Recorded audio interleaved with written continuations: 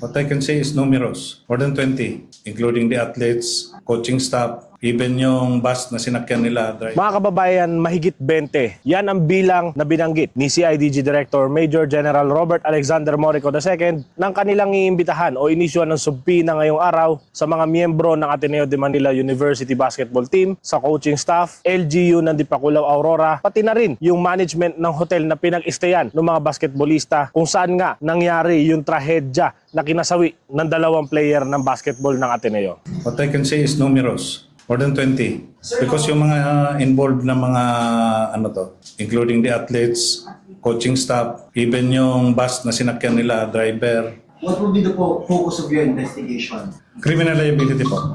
Contributing factor which resulted to the death of the two victims. Sa mahigit 20 na individual na binanggit nga ni General Morico, meron ding mga individual doon na nirequestan nila ng Immigration Lookout Bulletin Order o ILBO sa Department of Justice para ma-monitor ang kanilang paggalaw kung pupunta sila ng ibang bansa. Ayon din kay Morico, ang kanilang pagpapatawag nga sa mga individual na ito, pati na rin ang posibleng pag-i-issue ng subpina sa mga dating player ng Ateneo de Manila University na nagbigay ng kanilang mga paunang salaysay sa mga interviews online ay magiging susi nila sa kanilang pag-iimbestiga dito nga sa kaso ng pagkamatay ni Rene Baterbonia at Divine Adili, mga player ng Ateneo de Manila University Blue Eagles. Mga kababayan, yan po muna ang ating latest patungkol sa pag-iimbestiga ng PNP-CIDG sa pagkamatay ng dalawang basketball player ng Ateneo dito po sa Campo Crame. Vince Lopez, Manila Standard.